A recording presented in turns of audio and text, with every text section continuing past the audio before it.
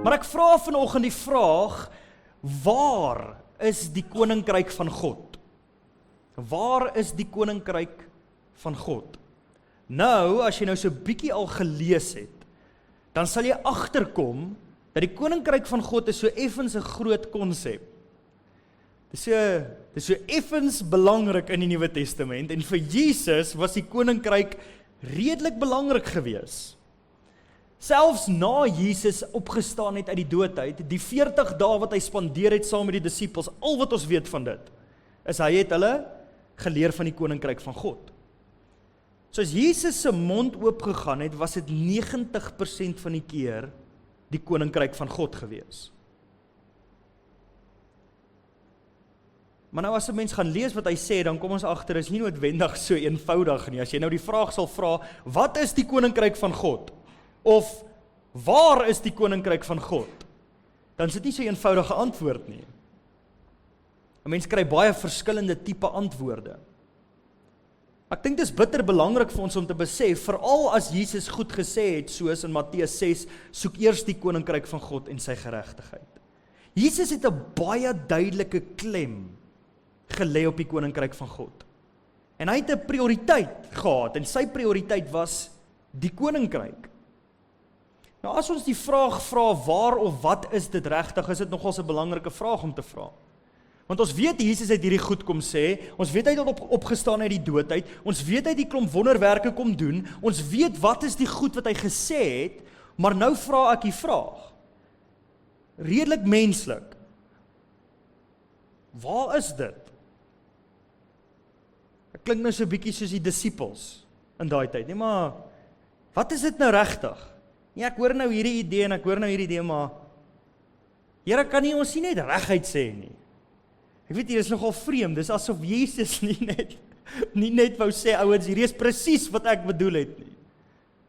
Hy het al hierdie gelykenisse gehad. En dis nogal belangrik, want dis omtrent al waaroor hy gepraat het. Nou,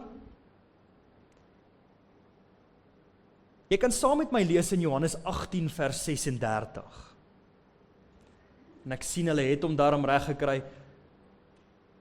Ek het nie probeer om die presentation so leeg te laat lyk nie. Hy het eintlik baie mooi gelyk. Maar hy wil vanoggend nie al die goed wat ek al opgesit het display nie. So vergewe my maar vir dit. Maar jy kan saam met my lees, gelukkig kan ons saam die skrifgedeelte nog steeds lees. Hoor wat sê Johannes 18 vers 36. Nou Jesus was hier voor Pilatus gewees. So hierdie is nou sulke tyd, nê. Dit was nou voor sy kruisiging gewees. Hy was voor Pilatus gewees.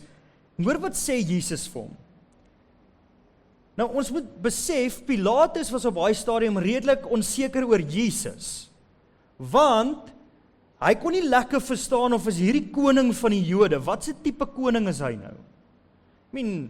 Pilatus dink in die vorm van militêr. Dis hoe hy dink in die vorm van politiek, militêr. Dis die tipe leier wat hy half verwag van Jesus.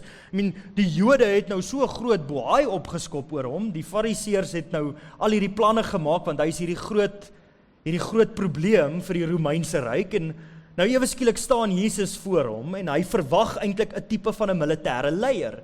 En hier sê Jesus vir hom in vers 36. Jesus antwoord, my koninkryk is nie van hierdie wêreld nie. As my koninkryk van hierdie wêreld was, sou my dienaars geveg het, dat ek nie aan die Jode oorgelewer word nie. Maar nou is my koninkryk nie van hier nie.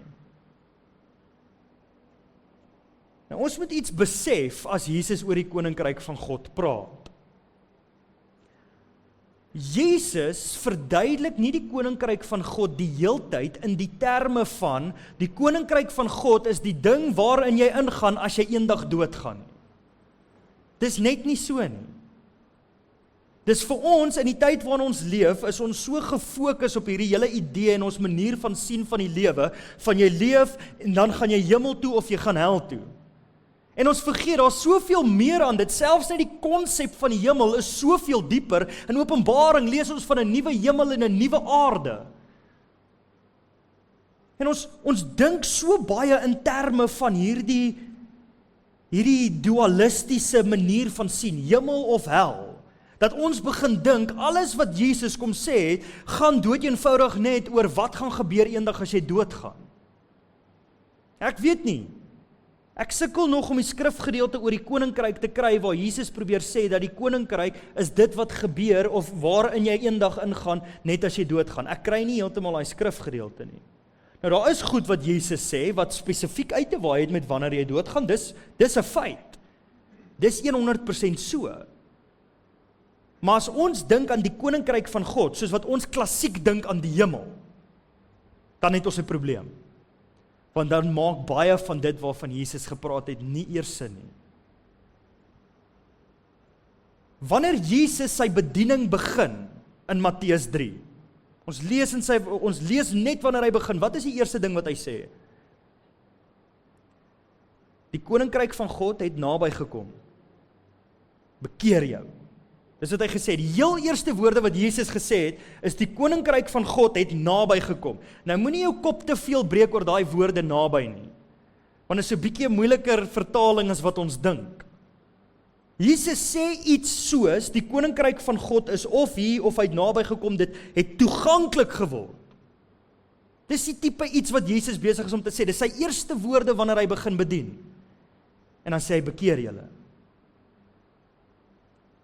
So dit gee klaar vir ons 'n bietjie van 'n probleem as ons net wil hê die koninkryk moet wees eendag as ons doodgaan. Jy kan saam met my lees die volgende skrifgedeelte in Lukas 17. Hoor wat sê hierdie gedeelte. En toe hy deur die Fariseërs gevra is wanneer die koninkryk van God sal kom, het hy hulle geantwoord en gesê: Die koninkryk van God kom nie met sigbare tekens nie. So Jesus sê vir Pilatus, sy koninkryk is nie van hierdie wêreld nie. Die Fariseërs vra vir hom, wanneer kom die koninkryk? En dan sê hy vir hulle, dit kom nie met sigbare tekens nie. Nou dis nogal vreemd. Jesus is baie duidelik besig om te sê, dat dit nie noodwendig 'n fisiese ding is nie. Nou is daar 'n toekomstige aspek aan dit, verseker. Lees die Nuwe Testament. Daar is 'n toekomstige aspek daaraan.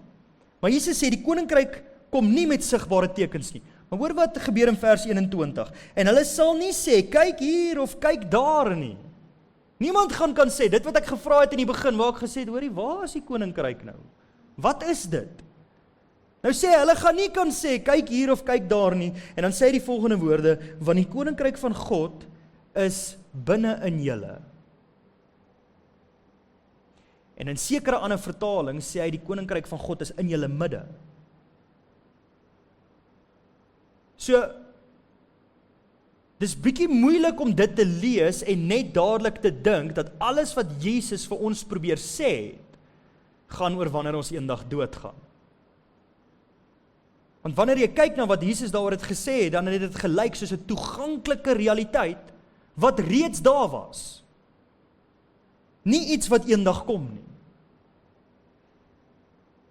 Nou wat het die Fariseërs hier gesoek? Wat het die disippels gesoek? Wat soek ons as mense? Ons soek tekens. Ons soek iets wat ons kan sien. Ons soek iets fisies. Ons kom kerk toe en ons wil die Here ontmoet in die volgende liedjie of in die volgende deurbraak. In die volgende oomblik wat ons kry. Ons soek altyd een of ander teken of een of ander vorm van fisiese iets. En dis presies wat die Fariseërs se probleem was. Jesus het so ver om gegaan om te sê, dat is 'n bose generasie wat soek vir wonders en tekens. Dis hoe ver hy gegaan het om dit te sê. Ons soek hierdie uiterlike ding. Ons wil hê God moet daar wees. Ek gaan hierdie stilte tyd daar gaan hou en dan gaan ek daar vir God ontmoet. Dis ons manier van dink. Ons wil dink aan die koninkryk en dan dink ons, ek gaan eendag doodgaan en dan gaan ek fisies daartoe gaan. Ons kan nie ons baie help om fisies net te dink aan die koninkryk nie. Maar nou begin dit lyk soos iets anders. As Jesus sê die koninkryk het gekom, die koninkryk is hier, die koninkryk is binne jou. Die koninkryk is om ons, is in ons midde. En alles wat Jesus gesê het, gaan oor wat? Om in die koninkryk van God in te gaan. Ons moet begin besef, en dit sal ons baie help, dat Jesus baie duidelik gepraat het van 'n realiteit waarin ek en jy kan leef, wat ons nou tans toegang tot het. Jesus het 'n nuwe realiteit kom verkondig, waarin ons onsself kan bevind, wat nie die wêreld is nie. Dis hoekom dit dan sin maak, soos in die wêreld, maar nie van die wêreld nie. Jesus kom stel voor vir die mensdom, wag 'n bietjie, jy hoef nie te leef in hierdie wêreld waarin jy dink jy leef nie. In hierdie wêreld waar al die pyn en die lyding en al die sonde en verslawing 'n realiteit is, jy hoef nie daar te leef nie. Kom na die koninkryk van God toe. Nou, as ek sê, dis 'n nuwe realiteit, dan bedoel ons nou natuurlik, dit is 'n tipe van 'n lewe, 'n tipe van 'n manier van leef wat jy kan ervaar. Ek en jy albei kan ervaar. Maar 'n realiteit het gewoonlik nogal maniere hoe dit werk, nê. 'n Realiteit het, ons realiteit het reëls. En ons het reëls van gravitasie en ons het allerlei ander reëls en hierdie realiteit van ons kan jy nogal beskryf. As jy hierdie realiteit probeer beskryf, dan kan jy reëls gebruik. Dan kan ons sê, op is daartoe en af is hiernatoe. En dis hoe hierdie werk, en ons hierdie regering, en so werk hierdie wette, en dis die gevolge. Ons kan 'n realiteit beskryf. Nou Jesus, wanneer hy kom en hy beskryf hierdie nuwe realiteit, waarin ons nou tans kan leef, wat sê hy regtig oor dit? Ek is redelik oortuig, dat wanneer ons kyk na Jesus se gelykenisse, dan kom ons agter, dat hierdie idee, dat dit 'n nuwe realiteit is, waarin ons kan leef, dat dit werklik so is. Lees saam met my. Matteus 13 vers 31. 'n ander gelykenis het hy hulle voorgehou en gesê: Die koninkryk van die hemele is soos 'n mosterdsaad wat 'n man neem en in sy land saai. Wat wel die kleinste is van al die soorte saad, maar as dit gegroei het, groter is as die groentesoorte en 'n boom word, sodat die voëls van die hemel kom en nes maak in sy takke. 'n ander gelykenis het hy hulle vertel, die koninkryk van die hemele is so suurdeeg wat 'n vrou neem en in 3 mate meel inwerk totdat dit heeltemal ingesuur is. Het ons al besef hoe vreemd dit is, dat hierdie klomp gelykenisse wat Jesus van praat, begin hy amper almal met die koninkryk van God is soos. Ons hou daarvan om te kyk na sy gelykenisse en dan sê ons, kyk, Jesus het iets vir ons probeer leer van die lewe. En dis nice. Maar hy doen nie net dit nie. Hy sê spesifiek, dit is hoe die koninkryk van God is. Ons moet begin agterkom dat deur Jesus se gelykenisse probeer hy 'n nuwe realiteit, 'n nuwe lewe waarin ons kan leef, probeer hy vir ons verduidelik. Hy probeer sê, hoor jy, in hierdie plek waar jy kan leef, in die koninkryk waarin jy kan inkom saam met my, volg my, hierso werk dit so. En ek dink, ons is baie keer so gefokus op die dinge van die wêreld, en ons dink al so materialisties soos die res van die wêreld, dat ons sukkel om hierdie raak te sien. Ons sukkel om te besef wat Jesus wil hê ons moet doen, en wat hy wil hê ons moet beleef. Hy sê, in hierdie nuwe realiteit, begin dit klein. Jy sien dit amper nie eers nie. En soos wat die tyd aangaan, groei dit in iets in wat jy amper nie kan glo daar staan. Lees saam met my nog 'n gelykenis. As ons net verder lees, voor ons nou nog die gelykenis gaan, ek het vergeet van vers 34, ek wil net eers aanlees. So hy sê nou hierdie ding van die mosterdsaad en die suurdeeg, en hy verduidelik hierdie idee dat die koninkryk van God hierdie ding is wat versprei. Hoor wat sê vers 34, direk na hy nou net gepraat het oor die suurdeeg. Al hierdie dinge het Jesus deur gelykenisse vir die skare gesê. En sonder gelykenis het hy vir hulle niks gesê nie. So stem ons saam dat hierdie waaroor hy nou praat, gaan spesifiek oor die gelykenisse oor die algemeen wat Jesus van gepraat het. Hoor wat sê vers 35, sodat vervul sou word die woord wat gespreek is deur die profete. Ek sal my mond open deur gelykenisse. Ek sal uitspreek dinge wat verborge was van die grondlegging van die wêreld af. Ons moet besef, die koninkryk van God is so groot ding, dit is so groot iets om in te leef, dat dit al is omtrent waaroor Jesus gepraat het. En dat hy in gelykenisse moet praat, want dit is moeilik om dit in woorde om te sit. Dit is nie so eenvoudig, soos om te sê, dit is net dit, en dan as jy doodgaan gebeur dit en so nie. Dit is nie net dit nie. Daar is weer eens daai aspek aan dit. Maar ons moet besef, hy het met gelykenisse gepraat, geheimenisse, wat daar was van die grondlegging van die aarde af. Wat probeer ek sê? Ek probeer sê, dit is nogal groot. Ek probeer sê, dit is nogal 'n big deal. En hy gebruik gelykenisse om hierdie onuitspreeklike big deal vir ons te probeer beskryf. Dis wat hy doen. Lees saam met my die volgende gelykenis, Matteus 13, vers 31 tot 33. Verder is die koninkryk van die hemele soos 'n skat wat verborge is in die saailand, wat 'n man kry en wegsteek. En uit blydskap daaroor gaan hy en verkoop alles wat hy het en koop daardie saailand. Verder is die koninkryk van die hemele soos 'n koopman wat mooi parels soek.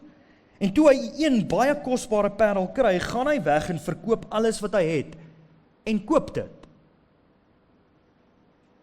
So nou moet ons iets agterkom. Wat het die mosterdsaad en die suurdeeg uit te waai met 'n skat wat in die veld gevind word? Hoe is dit dieselfde ding? Hy sê in albei gevalle, sê hy, dis hoe die koninkryk van God is. Maar dit is duidelik nie dieselfde ding nie. Dit maak bietjie meer sin as ons begin besef, hy beskryf die heeltyd deur gelykenisse. Hoe werk hierdie nuwe innerlike en uiterlike realiteit waarin ons kan leef? Selfs net as 'n mens kyk na wat Jesus hier gesê het, dink net hoe drasties is dit teen hoe die wêreld dink. Hoe hou ons baie keer daarvan om te dink oor sonde? Hoe het die fariseërs in daardie tyd daarvan gehou om te dink oor sonde? Ons het sonde, wil ons en het ons, die mensdom, hou daarvan om te dink aan sonde as hierdie verskriklike ding, wat ons net so vang, en dan moet ons net, met al ons moeite, moet ons beklei teen dit. En dis goed, beklei met alles wat jy het, met jou hele wese, beklei teen die sonde, dis wonderlik. Maar ons sien sonde en dit wat ons moet opoffer, wanneer ons moet bekeer, dit wat ons moet opgee, sien ons baie keer as hierdie magtige opoffering. Dis so moeilik om hierdie ding vir die Here te doen, dis so moeilik om ontslae te raak van hierdie verslawing, en dan kom Jesus en dan verduidelik hy in hierdie nuwe realiteit, weet jy hoe maklik is dit? Dit is so maklik, dat dit wat jy ontdek is so waardevol, dat dit wat jy het, gooi jy weg. Daar's 'n verskil. Want in die een manier van kyk, is ons vasgevang in die waarde van dit wat ons het. Hierdie man wat die skat vind, as hy gedink het soos wat ons baie keer dink, dan sou hy gedink het, maar hierdie goed wat ek het is eintlik baie werd, en wat gaan ek doen, en dis eintlik nogal moeilik om hierdie op te gee. Maar dis nie wat ons sien nie. As hierdie man en hierdie voorbeeld wat Jesus gebruik het, gedink het sy goed is super waardevol, dan sou dit nie so maklik gewees het soos, en uit blydskap daaroor gaan hy en verkoop alles wat hy het en koop daardie saailand. Wil jy moet saam met my sien dat dit 'n absolute ander manier is om te kyk. Hierdie man het nie gesukkel om dit wat hy het op te gee nie. Dit wat hy ontdek het was net soveel meer werd as dit wat hy het. sien om te bekeer in die koninkryk van God, het nie noodwendig soveel uit te waai met dissipline wat jy net jouself moet forceer om te doen die hele tyd nie. Ek wil jou waarsku vandag, as jy in jou geestelike lewe op 'n plek is, waar jy jouself met dissipline die hele tyd moet forceer, om weg te bly van sonde af en weg te bly van verslawing en sekere goed wat jy nie kan los nie, is dit nie 'n goeie teken nie. Want dit beteken dat ons verstand so verduister is deur die wêreld, dat ons daai materiële goed as so waardevol begin beskou het, dat dit vir ons die plek van God begin vat.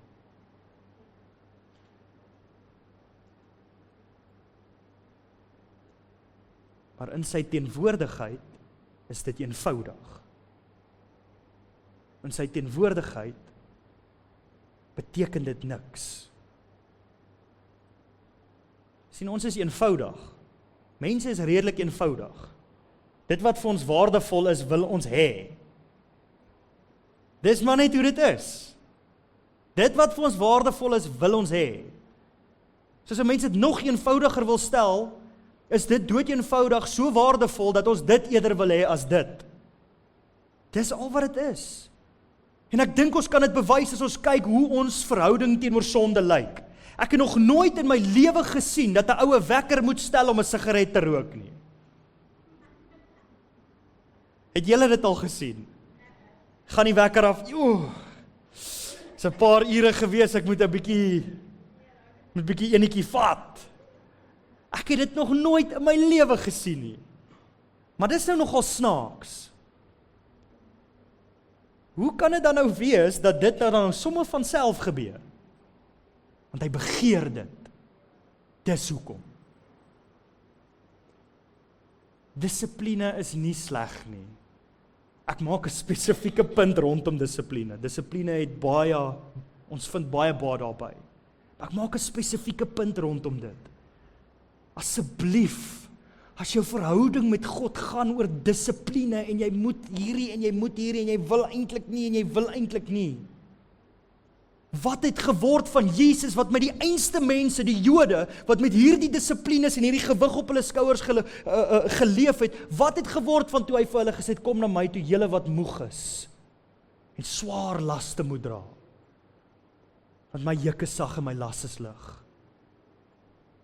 Jesus het nooit bedoel dat ons hierdie lewe moet leef waar sonde hierdie ding is wat ons net onderkry die heeltyd en ons moet net met alles in ons binneste. Hy het 'n lewe voorgestel, 'n nuwe innerlike realiteit waar ons vry is van dit.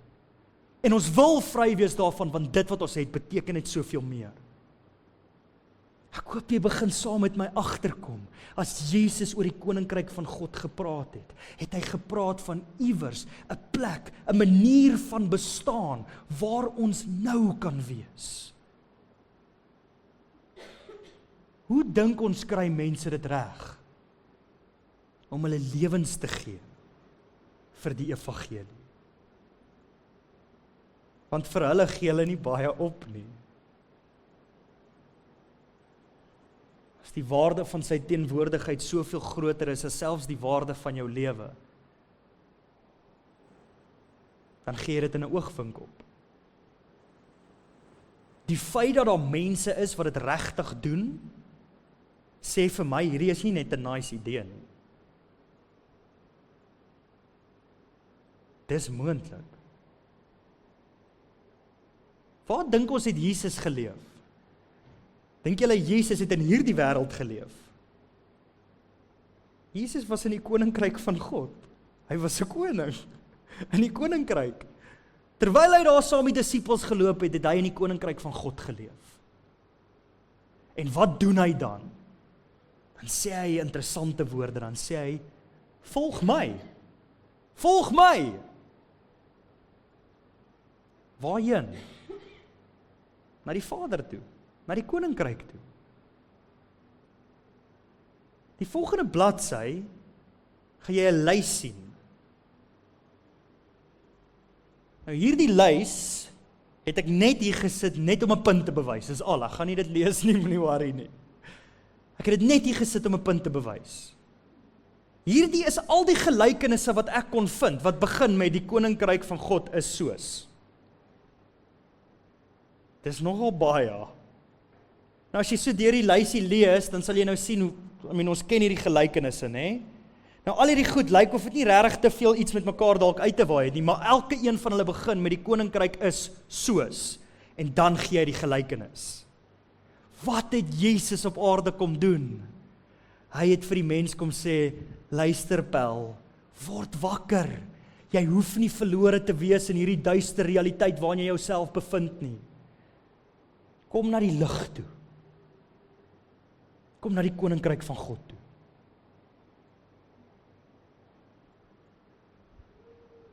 Ek sien nie, as jy 'n foto wou geneem en dan is jou tyd dalk nou verby. Maar nou het ek 'n eenvoudige vraag om te vra. As jy dan nou hierdie interessant vind, is jy welkom, gaan lees self weer 'n bietjie die gelykenisse en gaan kyk wat sê alles oor die koninkryk van God. Dis eintlik awesome. Maar nou kom ons by die praktiese deel van hierdie woord uit. So party ouens sê nou, ag, dankie tog.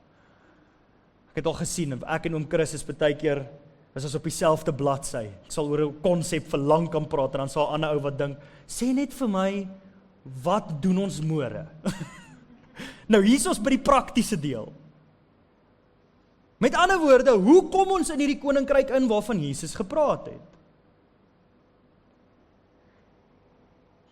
Die hartseer ding is, dis nie deur 'n gebed op te sê nie. Dis ook nie deur om 'n Christen te word nie. Dis nie om deel te word van 'n religion van Christianity nie. Dit is nie dit nie.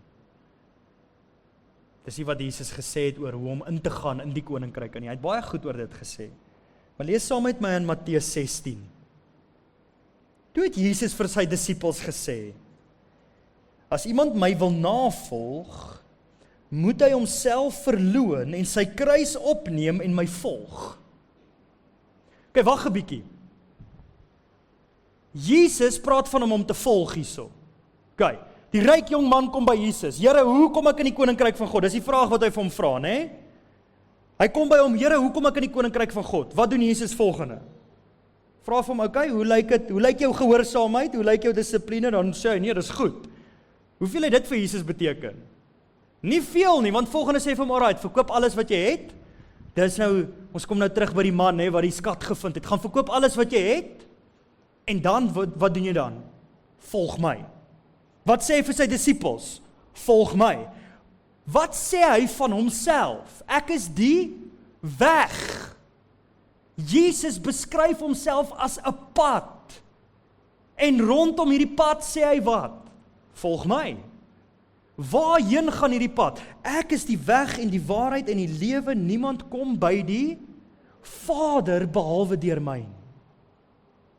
In ander gedeeltes dan sê hy, die koninkryk, as hy praat oor die koninkryk van God, dan sal hy goed sê, soos niemand gaan in die koninkryk van God en as jy nie weer gebore word. Jy sal nie in die koninkryk van God wil ingaan as jy nie soos 'n kindjie geword het nie. Dis die goed wat Jesus sê. So nou kom hy rond en nou sê hy, volg my. Hy gee nie vir ouens gou-gou 'n dingetjie wat hulle moet leer en dan kan hulle nou die regte goed sê nie. Die hartseer ding is ons kan hier voor staan en ons kan regtig waar lesse gee. Ons kan sê, hierdie is die regte manier om te dink oor dit, en hierdie is die regte manier om te dink oor dit, en as jy so oor die evangelie dink, is dit reg, en as jy so oor die Here dink, is dit reg, en die Bybel sê dit, en nou het jy al die regte idees. Ons kan so goed leer, as mens, dat jy vir die enige pastoor kan oorrede, dat jy 'n absolute gelowige is. Want ons het die regte goed geleer. Dan kom Jesus, en dan vra hulle vir Jesus, en dan sê hy, volg my. Dis so 'n bietjie van 'n verskil. Waarheen volg ons hom? In hierdie nuwe realiteit in, waar reëls anders werk, waar dinge nie is soos dit daar in die wêreld is nie. Dis waarheen ons hom volg. Hy sê, as iemand my wil navolg, moet hy homself verloon en sy kruis opneem en my volg. So wil Jesus, sien Jesus deel van die volg, as die kruis ook? Ja, Hy sien dit as die kruis ook. Hy vra vir my en jou om hom deur die kruis ook te volg. Waarheen? In hierdie nuwe realiteit in. Want die ou ek en die ou jy kan nie daar werk nie. Dit is onmoontlik. Ons kan dit net nie sien nie. Ons is verduister vir dit. Want wie sy lewe wil red, sal dit verloor, maar wie sy lewe ter wille van my verloor, sal dit vind. Wat sal dit 'n mens dan baat as hy die hele wêreld as wins bekom, maar sy lewe verloor? Party van die vertaling sê sy siel verloor. Wat sal 'n mens gee as losprys vir sy lewe? Die lewe waarvan hy hier praat is natuurlik die ewige lewe. Hy praat die hele tyd van hierdie ewige lewe. Ons moet besef dat hierdie plek waarheen Jesus ons vat, is ons nie meer apart van God nie. Dit voel nie meer vir ons asof hy nie met ons is nie. Dit voel nie meer vir ons asof hy nie ons hoor nie. Ons kan dit so ver gaan om dit so ver vat, as daai mosterdsaadjie groei, en dit word groter en groter, en of hy suurdeeg versprei soos hy dit verduidelik het, dan kan ons tot op 'n plek kom waar ons nie meer suffer nie. Jy hoef my nie te glo nie, gaan kyk sy woorde. En dis nie net vir eendag. Jesus vra vir ons nou, volg my. Moeilike ding is, as ons die voorbeeld gebruik van die man wat die skat vind, dan dink jy net aan jou goed verkoop, maar nou vra Jesus vir jou, jouself. Dis wat hy ook vra. Ons dink ons kan maar eerlik wees met mekaar, ons dink maar baie soos die wêreld op baie maniere. Dit is maar net hoe dit is. Ons oor geld dink, oor ons oor besigheid dink, oor ons oor alles dink. Dit is maar presies hoe die wêreld dink. En as ons weer kyk, hou ons vas. En hierdie paar goedjies wat ons het, en ons wil dit net nie laat gaan. Maar in hierdie twee oë waarmee ons vashou, kan ons ook nie die skat sien, en die waarde van die skat sien nie. Want ons dink hierdie is al wat daar is. Dis materialisme. Dis wat dit is. 'n Groot gedeelte van die Christendom se hele geloofssysteem is in materialisme ingebou. Selfs net God is 'n idee wat ons materialisties met reëls en 'n paar leerstellings, hier is God nou en hier is die manier om te dink daaroor. Maar daai God is nie lewendig. Dis wat die fariseërs gedoen het en Jesus het hulle wit gepleisterde grafte genoem.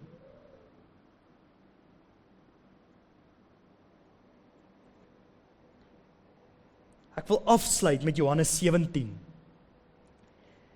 Jesus bid hier vir ons, vir almal wat tot geloof gaan kom. Hy bid hier vir ons. Hoor wat sê hy? Jesus het hierdie dinge gesê en toe sy oë na die hemel opgerig en gesê, Vader, die uur het aangebreek, verheerlik u seun sodat die seun u kan verheerlik, net soos u aan hom gesag oor die hele mensdom gegee het, sodat hy aan elkeen wat u aan hom gegee die ewige lewe kan gee. Hoor wat sê vers 3. En dit is die ewige lewe, dat hulle u ken. Die enigste ware God. Nie, dit is die ewige lewe, sodat hulle eendag as hulle kan doodgaan, dit dalk kan maak nie. Niks van dit. Dis om God te ken, hier, nou, op aarde, hier waar ons nou is. Die koninkryk van God het naby gekom, sê hy. Dis in ons.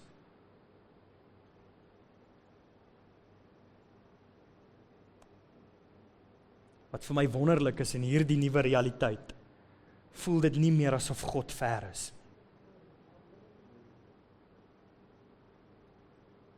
Jesus het so ver gegaan om te sê dat hy en die Vader een is.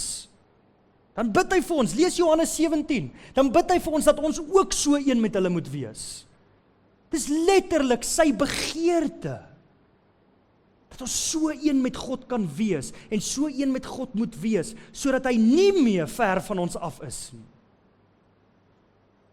Sodat dit nie meer vir ons voel asof ons gebede teen die ceiling vasgaan. 'n Nuwe realiteit nooi hy my en jou in. Dit is net moeilik om daai kruis op te tel wanneer jy nog dink jy is baie werd. Maar partykeer vat dit net 'n smaak van sy teenwoordigheid. En ons besef wie hy is. Wanneer jy daai skat sien, gee jy met 'n smile jou lewe op. Kom ons bid saam.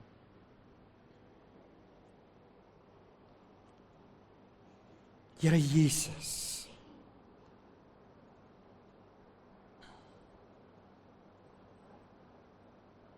so maklik vir ons om nie te verstaan nie. Here, ons wil nie net dink soos die res van die mensdom, wat in elk geval depressief is, in elk geval moeg is en siek en sat is nie.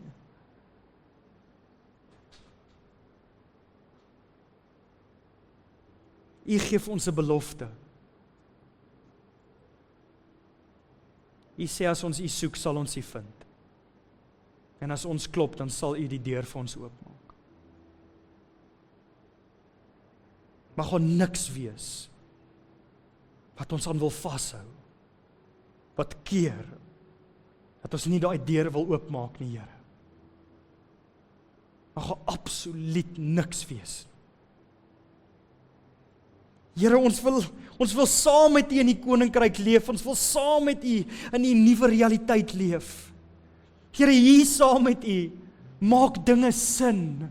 Hier saam met U ervaar ons U vergifnis, ons ervaar U lyding. Here, hier saam met U ervaar ons vryheid van ons verslawings en van ons sonde. Here, hier saam met U ervaar ons hoe dit is dat ons nie meer die belangrikste mense in ons eie lewens is nie, dat ons nie meer kwaad word vir mekaar nie. Dat ons onsself wil opgee vir ons medemense, dat ons soos U is. Dis hier saam met U wat ons wil leef. Here, daar's soveel mense wat in hierdie gebou vandag sit, wat op hierdie oomblik nou in die koninkryk van God is. Hulle beleef dit op hierdie oomblik. Ons sien dit, want dit maak vir ons sin. U maak ons so oop, U nooi ons in. En soos wat ons hier sit, Here, sien ons kan sien. Here, maar dan gaan ons huis toe. En dan gaan ons net weer aan. Dan sien ons net weer dinge soos wat dit was. Want ons is net bang ons verloor iets aan die ander kant van daardie deur, waar U is en waar U koninkryk is. Mag ons soos kindertjies word, soos U gesê het. Mag ons U volg tot aan die einde van daardie pad, tot in met die ewige lewe wat is om U te ken, Vader.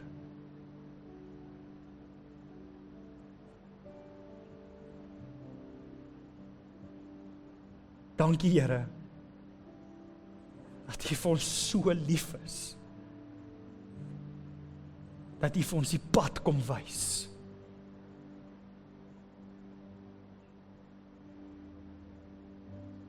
Here, mag ons bereid wees om in ons blydskap alles op te gee, ter wille van U en U teenwoordigheid. Ek bid dit in Jesus naam. Amen.